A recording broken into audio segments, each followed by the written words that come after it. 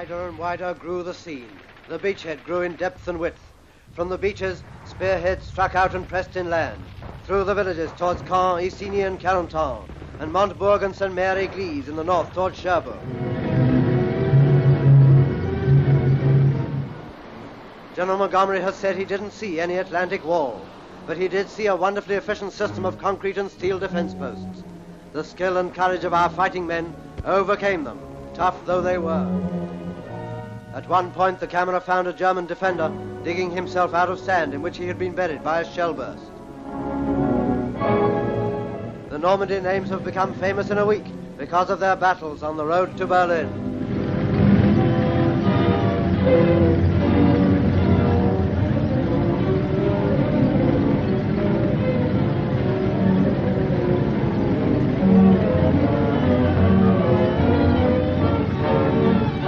Already those airstrips were being used to evacuate wounded. Nurses have been over to the beachhead. They picked flowers in the fields of Normandy while they were waiting for the patients with whom they flew back to Britain.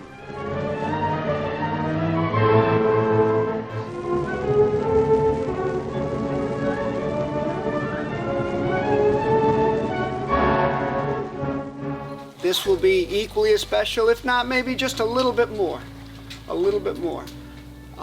It's going to be important when you get to the gravesite of your soldier that you honor that soldier. He never made it back to Youngstown. And we're able to bring some of Youngstown to him. And it promises to be a day that my hope is that you remember for the rest of your life. When we walk on those beaches, I want you to think about what it was like walking on those beaches. We're taking this same path, what they were doing. They were delayed 24 hours, and the weather was a lot worse than it is right now, okay? But think about it, and I think this will be really special, so. I'm Bailey McCandless. My soldier's name is Horace E. Green, and today I'm most excited probably just to see the beach and just really feel to an extent what they were feeling, just coming up on that beach and just knowing that this probably is like the last time for them, and it's just going to be very serene and memorable. I'm Jessie Thomas, and my soldiers are George V. Kovach and Robert A. Farnell. I'm looking forward to just like being on the beaches and seeing what they saw and just honoring them. Hi, my name is Abigail Maxon. My soldier is Hugh McQuaid, and I'm looking forward to honoring the soldiers who fought for our country. I'm Ben Rivera. My soldier's name is Private First Class Stephen Bugavina, and I'm really just looking forward to honoring him today, talking about him a little bit, talking about the stuff he did and how it impacts me. I'm Drew Farron. My soldier's name is John R. Harbour, and I'm looking forward to hearing all the other soldiers' stories and just learning new things I didn't even know before. Hi, I'm Tony Foster. I'm a chaperone, teacher at South Range High School. I wanted to go on this trip because I really see it as a trip of a lifetime. I don't necessarily see me ever coming back and experiencing this, and the opportunity to come over for the 75th anniversary of D-Day to me is very special. As a history teacher, I have an appreciation for history, but to be able to experience some of the sites and the areas that the guys did and going on the same path as some of the soldiers did kind of helps give a new appreciation for what they went through. My name is Jordan DeSantis. I have Sergeant Salvador J. Corsello. I'm looking forward to being able to bring a piece of home to these soldiers that weren't able to come home and be family for them when their family can't be there for them. Hi, I'm Paul Lindstrom, U.S. history teacher at South Range High School. I'm the group leader on this EF tour of World War II in the Western Front. I saw this advertisement come in the mailings, and I thought it would be really important for our kids, my students, to commemorate the 75th anniversary of the D-Day landings. So this was an opportunity for them to walk in the footprints of history, of the stuff that we've talked about in the classroom, and to have a meaningful experience and a meaningful encounter with history and the power as they honor the veterans, the veterans who didn't make it back, the young boys. We think of veterans often as old men, but these are the young boys who made the sacrifice and just did their job.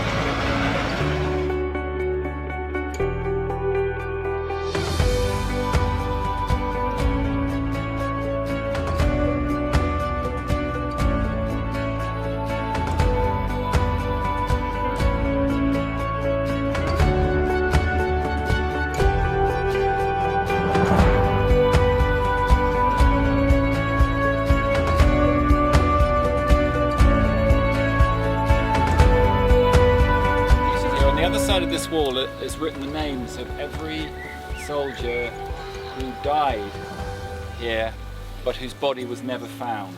It's a slight curiosity. Every so often you see a little brass plaque next to a name. Little brass button. Any ideas what that brass button might mean? They subsequently found the body, and there's about 25 bodies that have been found subsequently. The last one only 2 years ago. So there was a group of men on a ship that was going down, and they started singing the national anthem. They started singing the Star Spangled Banner as they were going and just serving something.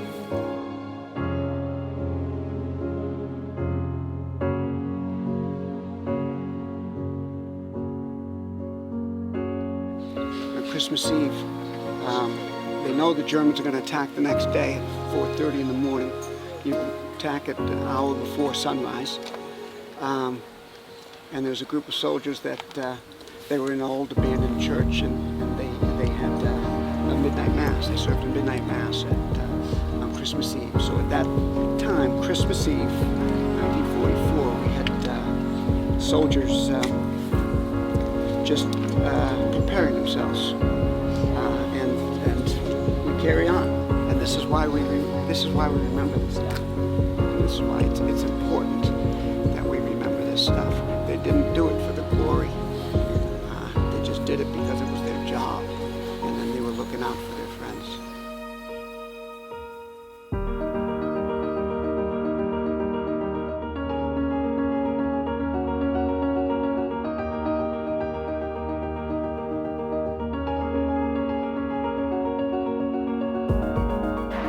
The most meaningful part was watching and observing the American flags fly next to the French flags. Just the respect that they hold for America, and it gave me a newfound respect for our flag and the men that served our country and the bravery that they show. The cemetery was really meaningful to me.